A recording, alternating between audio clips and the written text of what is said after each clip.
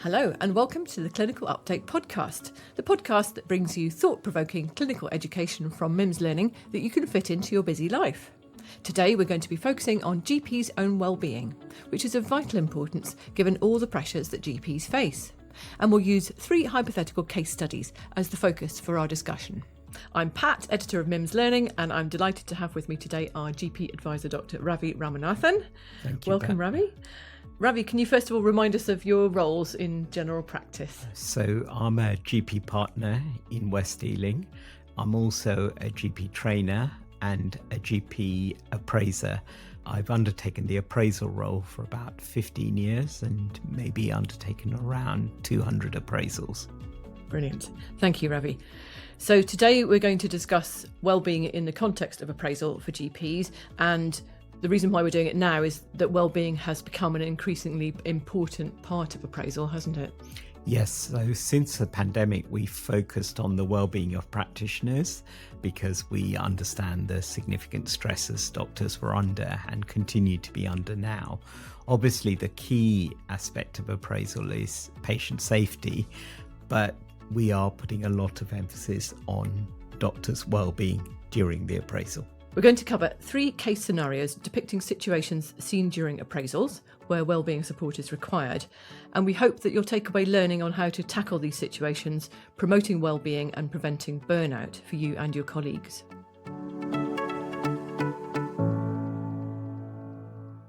So our first scenario is that of a GP partner who's also a parent and a carer. Dr Maria Smith is a GP partner working 6 sessions a week in a busy urban practice with 4 partners. And in addition to being a mother and managing her primary school aged child's school run starting at 7:30 each day, she's also recently been arranging care for her ageing mother, whose progressing physical condition means she has numerous additional needs. Maria is exhausted with this increased burden, and she's disclosed to her appraiser that she doesn't feel as sharp as before and she feels like she's missing symptoms. So, Ravi, Maria has barely had time for her work, so the likelihood is that she's not had much time for keeping up to date with her clinical practice in the past year. So how is that going to impact her appraisal? Initially, we would put the appraisal in the context of the situation that the doctor finds herself in. And obviously, she's disclosed how busy she is and also the increased stresses that she's had, both with childcare and coordinating the health of her mother. So in terms of maintaining her appraisal material, we would take this into consideration. So we would focus on areas such as clinical case reviews where she's seen patients, and we would look at how she's dealt with patients in those situations. Though she may not have lots and lots of CPD within her portfolio, we would consider other supporting material to show that she's progressing her education. We would focus a lot of the appraisal on her well-being, particularly because the situation that she finds herself is potentially affecting her concentration during consultations, which may have an implication on patient safety. So I would be focusing on advice that could help her to tackle this. Yeah. So a GP might be reluctant to disclose their struggles to others for a number of reasons, and they might also experience sort of professional guilt over their perceived failure to cope. So how can GPs notice that their colleagues are perhaps struggling, and how can they offer support?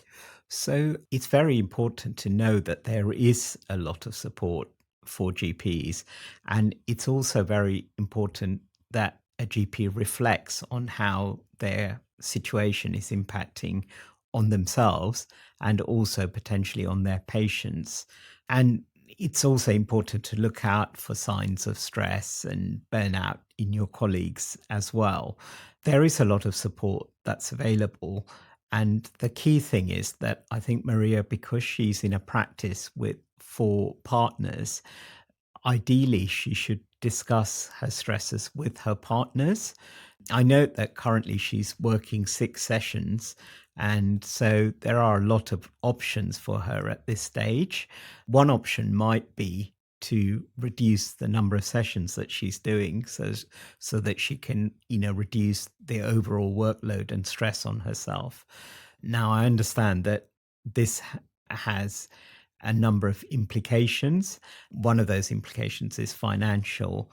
And if it's a financial issue, then she could maybe seek support for that in other areas, such as speaking to a financial advisor or even talking to the BMA support line to see, if there are any charitable organizations that she could be put in touch with to help with the financial side. The other issue could be that the arrangements may be difficult for her practice to deal with, though now there is obviously a lot of underemployment among salaried and locum doctors. So getting locum and salaried doctors in most areas is a lot easier than it used to be in the past. So she could consider reducing her sessions. Obviously, her partners would also have to take on some of the administrative workload that she has because she's a partner as opposed to a salaried doctor or a locum. But obviously, if the relationships are good within a practice, then it is worth discussing it with the partners. The other thing that she should bear in mind, and her partners and colleagues should bear in mind, is that the NHS has support schemes for locum payments.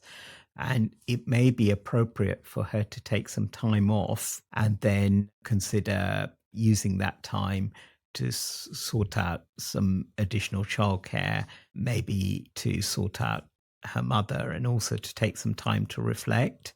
And after 2 weeks, there will be support for locum cover from the NHS for her. So I think the key is, if she can, to have an open and clear discussion with her partners. The other option is that obviously she has these very early drop-offs for her child, and she could negotiate different working hours that would suit the practice and would suit the partners, and with some flexibility on both sides, I'm sure that they can come to an agreement. I mean, clearly, the key to all of this is an open discussion with the partners. Yeah. As you say, and if she's able to take a bit of time off, then she can perhaps regain control in areas of her life where she's been struggling, and reset. And on the appraisal side, if Maria was worried before the appraisal that because she's exhausted and struggling to keep up, that her appraiser might judge that it's not safe for her to see patients, what is the role and responsibility of the appraiser regarding that? The appraiser's key responsibility is patient safety, obviously. So the appraiser is not the doctor's general practitioner and should never take on that role. So the role of the appraiser is to provide advice that would reduce her stress levels and improve the patient safety. But if there were very significant concerns, and they would have to be then normally the appraiser would probably discuss it with the appraisal lead and discuss escalation.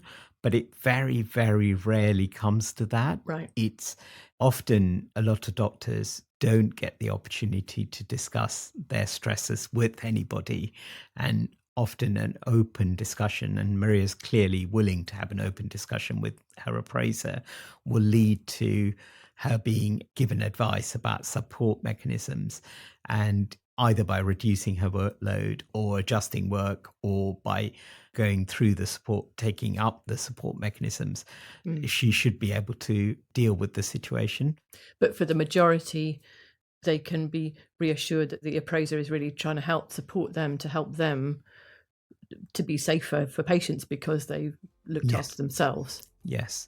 Our key role is to be as supportive as possible, but we do have to bear patient safety in mind. Great, thank you.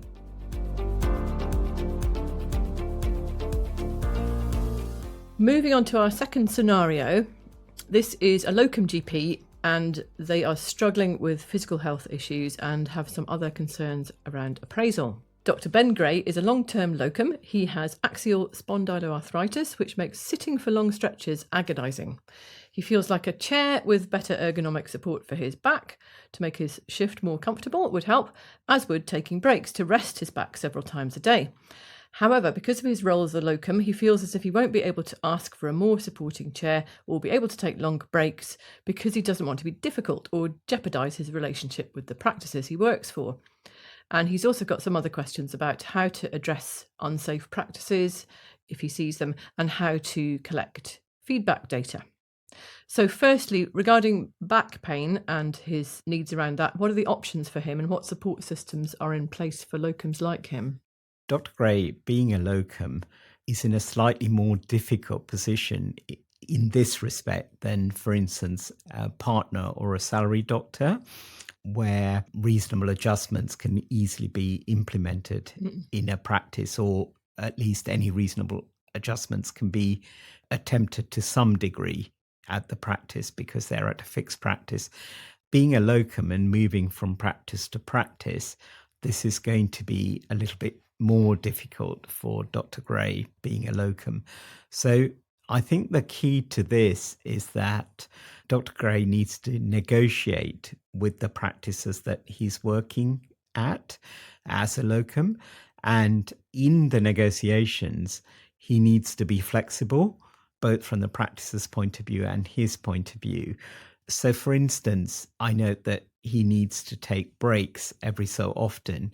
So, potentially, he could negotiate with the employing practice to spread his patients over a longer period of time, which would enable him to undertake locums. And obviously, the practices that are employing him have a choice as to which locums they employ. But if a doctor establishes a good relationship with the practice and is flexible, and then an agreement can be reached, between the practice and the doctor, some of the adjustments in terms of furniture and so on may prove to be quite challenging, and he would have to consider that when taking up any locum role that he's offered.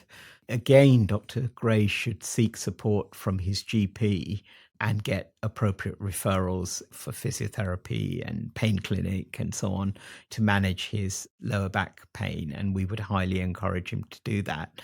And he can also access their NHS Practitioner Health Programme, which he can self-refer to, and also seek advice from the BMA Wellbeing Service to help. But I acknowledge that this would be a difficult situation for a locum, but the key is establishing good relationships with your practices. Another option which Dr. Gray could consider is to take on a more permanent role, such as a salaried role or even partnership. And in a more permanent role, he could get occupational health assessment and get reasonable adjustments advised, and these could be applied in a particular practice. That's a good point. So if he's considering his career and the potential of being seen as unfit because of having to take sick days or not be able to do home visits, then there are ways that he can protect and nurture that career within his physical limitations. Yes, definitely, because the good thing about general practice is that you can be fairly flexible in the number of sessions that you work. So, for instance, he could limit the number of sessions he does so that it doesn't have an impact on his physical health.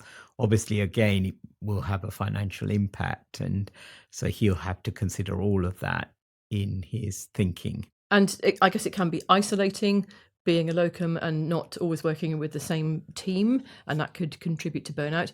Are there support networks specifically for locums? Yes, so there are some WhatsApp groups that you can join for both clinical advice and just for general support. And in some areas, there are locums have established themselves in locum chambers, and locum chambers, they help with getting locum shifts, but also with things like education and so on. And they have some social functions as well. So that reduces the possibility of becoming professionally isolated. Often locums, if they work in a limited number of surgeries, a lot of surgeries welcome locums to their clinical meetings and some of their clinical training. So again, it's about establishing relationships with the practices that you're working for and looking for opportunities like locum chambers. So moving on to the other things that Dr. Gray raised during his appraisal. The first of these other things was that as a locum who moves around, he might sometimes encounter practices who do things that he might consider unsafe for patients. And he wants to know how he's supposed to reflect on other practices or colleagues in his appraisal without causing trouble. This is quite tricky for a locum, but again, it comes down to the relationships with the practice. So if he's concerned about aspects of patient care, and particularly patient care safety, there is a duty of candor to raise this with somebody. And generally, it's best to try and raise it with the partners of the practice where he finds this unsafe practices and see whether they would tackle those or change their systems. And often most practices, once this is brought to their attention, will try and rectify the situation. Obviously, it gets a bit more tricky if that doesn't happen. So the first port of call should always be, I think, trying to rectify it internally. Yeah. Unless it's something extremely serious, in which case he would have to consider escalation. And escalation, if it relates to the behavior of a particular colleague, could be to report it to the GMC. But this would obviously be the absolute last resort. And obviously, if it's a system issue, then reporting it to the CQC. This does then put him in the whistleblowing situation. And theoretically, that should have no consequences for him. But it may be a good idea to discuss it with his medical defense organization. But the first port of call is to try to discuss it with the practice. So again, it's that open communication yes, that you talked about very before. important. And the final query from this doctor was around how to get feedback from peers and patients for their revalidation cycle if they're only around for short periods of time in each placement.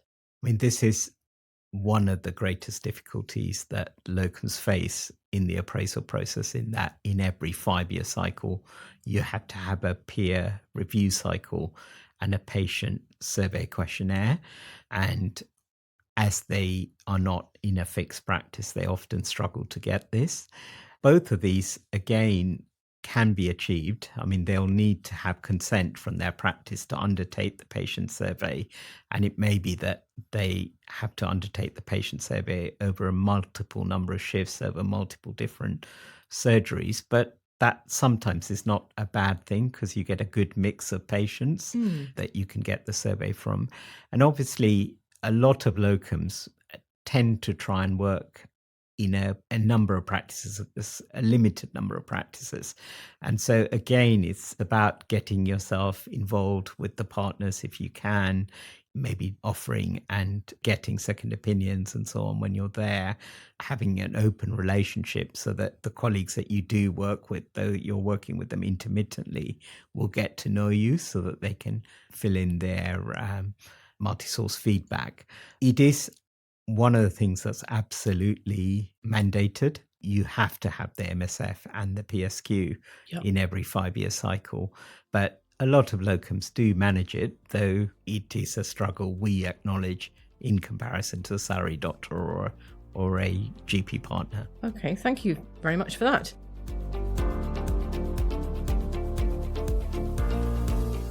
So moving on to our third and final scenario, we're going to look at a salaried GP this time, and she has been experiencing some mental health problems, and she has worries about the impact that this will have on her career. So Dr. Davina Andrews is a salaried GP. She's developed clinical depression. She doesn't want to disclose her low mood or that she is taking antidepressants to her working colleagues, including the partners of the practice. She fears that this will impact on her career and mean she loses her role, and or that she might make clinical errors impacting on patients and then be referred to the GMC and be deemed unfit to practice. So in this case, what are the best next steps for Dr. Andrews? I would take it as a very positive step that she's willing and happy to discuss this in the appraisal. And I would consider that to be actually a very positive step. But what I would try and encourage her to do is to discuss this with her colleagues and her partners. Now, nobody should be discriminated against because of mental health issues. And it is quite widely known that a lot of GPs currently suffer from depression, anxiety, and are taking medication for this. And it should be perfectly safe to practice as long as the doctor has good awareness of the impact that the condition is having on them. I would also encourage the doctor to reflect on the impact that it is having on her practice.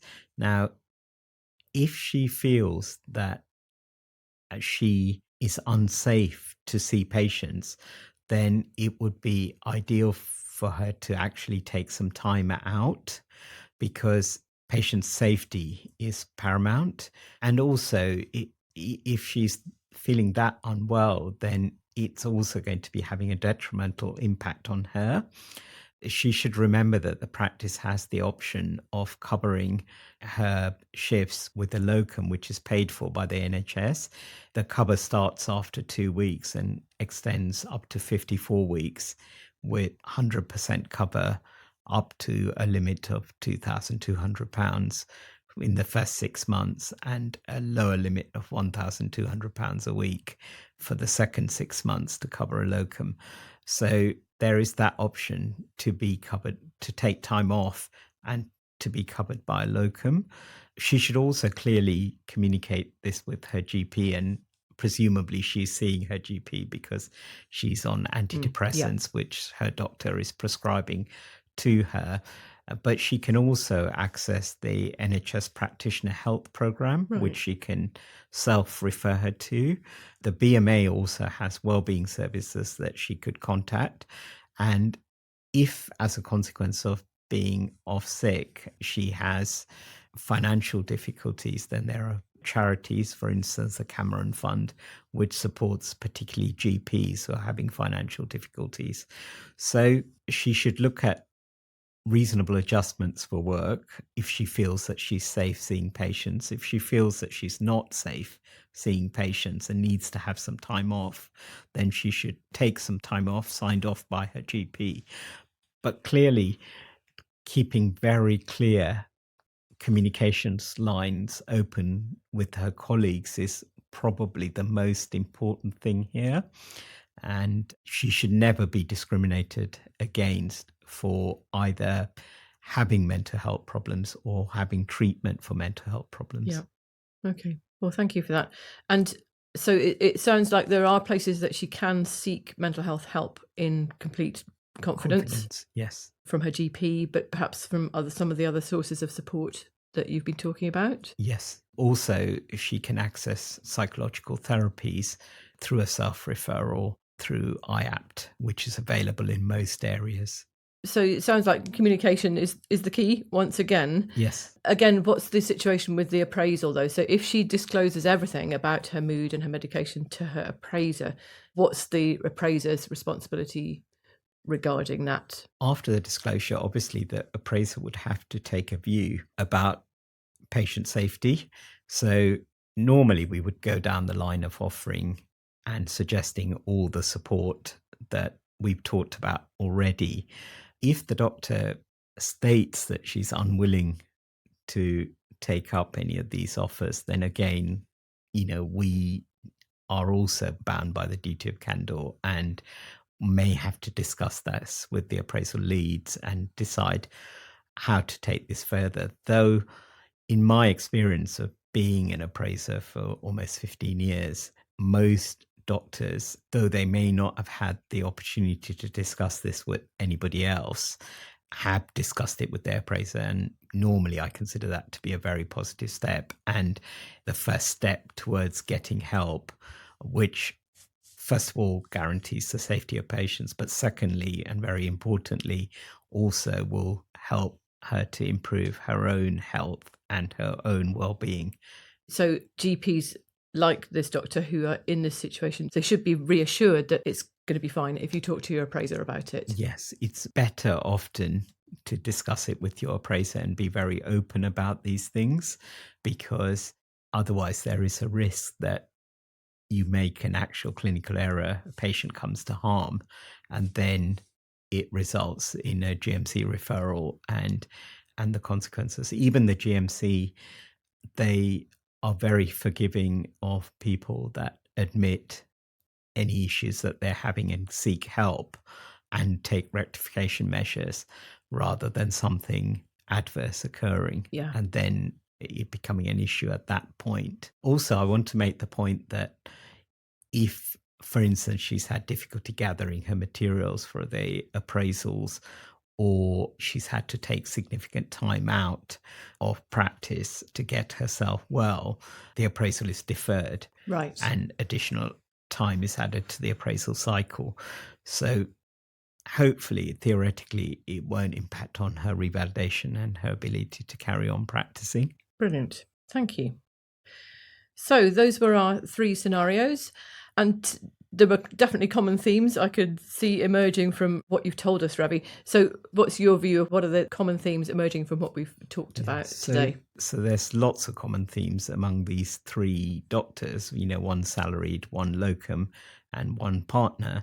The most important thing is to try and be open and clear with your appraiser so that they're aware of the issues that you're facing so that as much support as possible can be given.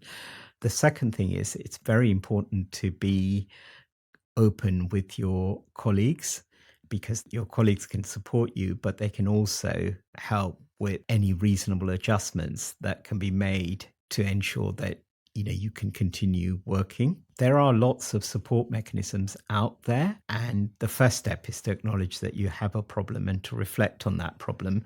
But also the second step is to actually actively seek those support mechanisms. Again, I want to mention the NHS Practitioner Health Programme, which you can self-refer to, the BMA Wellbeing Service, and the various charities that support GPs in particular, like the Cameron Fund. Thanks so much for joining me today, Ravi. Really interesting to hear your views on the scenarios, so thank you.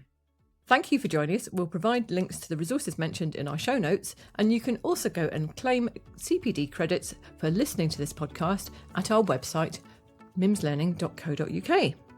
This episode was produced by Jude Owen. Please do join us next time for more practical clinical information to support your practice.